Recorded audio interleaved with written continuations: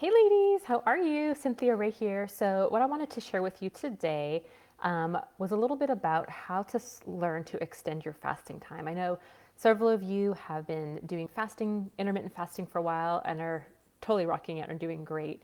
But sometimes as we do this for a period of time, our bodies begin to plateau or get used to this new lifestyle.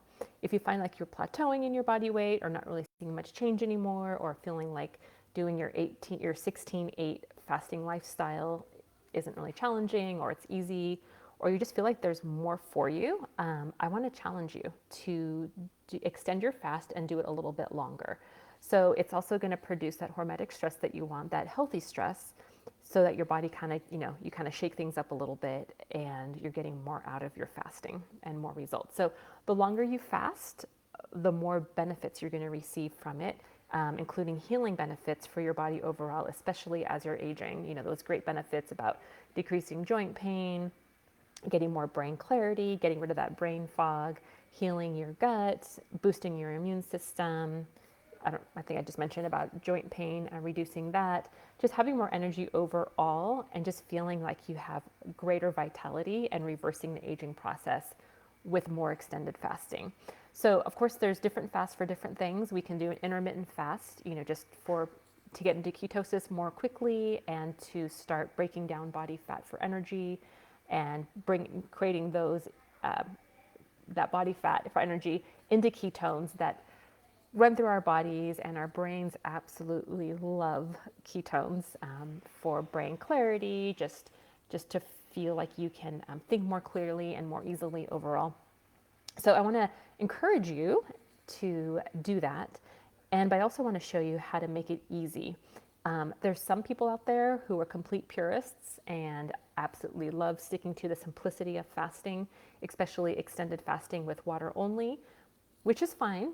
But there's some people who, like me, who want to do longer fasts, but when they get to the point of feeling dizzy or they want to kill someone or they're just not feeling right, they feel like their body's a little bit stressed, I want to give you a few tips and tools that you can use to help you extend the fast without breaking it. Again, if you're a purist, continue with your water, but always, always, always listen to your body. Use your intuitive nature, know what's working for you, know when to quit when you need to quit. I know for me, I've done 72-hour fasts in the past and just went for it with water only and some coffee here and there, and found myself feeling not great. I felt a little bit achy, my joints were achy, my neck muscles were tensing up a lot because it's really stressing out my body. But I have a few tools for you to utilize so you're not feeling like your body's stressed out. But of course, listen to your body. If you feel like you need to break it, if you're using all these tools and you still feel you're not feeling great, then break your fast. No big deal. You've probably got a lot longer than you have before anyway, so honor yourself in what you did accomplish instead of beating yourself up for not getting to the point that you really wanted to get to. So let me share with you today a few tips on how to extend your fast. So number one, fasting and utilizing body fat as fuel comes down to carbohydrates and your blood sugar. So the way you access body fat for energy is by either fasting or eating a ketogenic style diet where you're keeping your blood sugar levels down, allowing them to come down low enough so that you can switch gears into your ketogenic state where your body is now burning fat for fuel instead of carbohydrates and producing ketones to circulate in your body, so you're losing body fat. So that's the key, getting your blood sugar down. And usually it takes about, I believe it's 8 to 12 hours for you to switch gears from a carb burning or sugar burning metabolism into utilizing fat as your primary fuel source for energy. So the longer you keep your blood sugar down, the longer you're going to be fasting. That's basically the key. But it is important to know that if you are bringing in artificial sources of carbohydrates, like artificial sweeteners and things like that, even though they have no calories, your blood sugar still responds.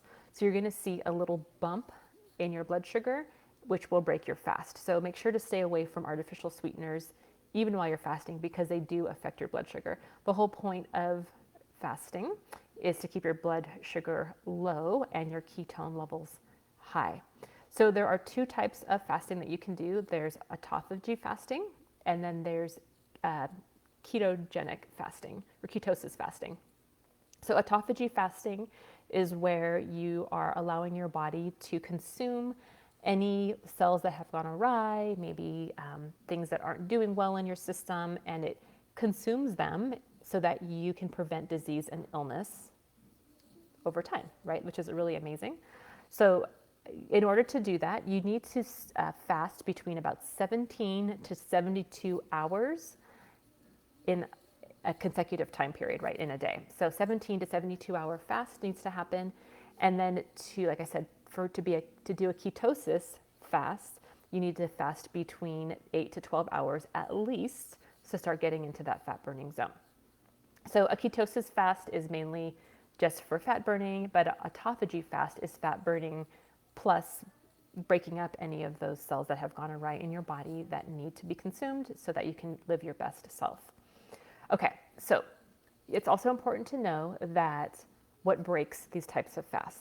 So to break an autophagy fast, the healing fast, you need to intake protein. So protein will break an autophagy fast, and a ketosis fast, carbohydrates will break that. So if you're bringing up your blood sugar at all, you're going to break your ketosis fast. If you're bringing your protein levels up at all, you're going to be breaking your autophagy fast. So knowing that, here are a few things that you can do in order to extend your fast and feel good. So the first thing is you can take in a fasting snack. This is something I've learned from Dr. Mindy, and some of you may have learned from her as well, and from me. Fasting snacks are ones that will keep you in ketosis and autophagy a little bit longer when you feel like it's really getting hard to fast. So some of the things you can do half of an avocado. You can do a tablespoon of no sugar added peanut butter. You can do MCT oil to keep that fast going. I know that there is some protein in nut butter, so I'm gonna have to look into that to see how much protein you need to break autophagy, but 1 tablespoon of peanut butter should be just fine to keep you going with ketosis and with an autophagy fast. So the longer you do an autophagy fast, the more healing you're gonna have. If you really want to extend that autophagy, you can have MCT oil, half of an avocado, or a tablespoon of unsweetened peanut butter, just raw peanut butter if you could do that. So that'll give you a little bit of a boost when you're fasting. So let's say you're wanting to do a 24-hour fast or even a 36-hour fast, and by hour 20, you're really struggling. Your blood sugar is feeling really low. You may be feeling dizzy or lightheaded. You feel like your energy is not great. You feel like you're having some brain fog. Symptoms are coming up. You can grab one of those fasting snacks to help you extend it. So the really cool thing about MCT oil is that it is actually called C8 oil, and it's a derivative of coconut oil. So that oil, when consumed, goes right into your brain, and it triggers those hunger hormones and turns them off. So that hunger hormone is ghrelin. Here you go, ghrelin.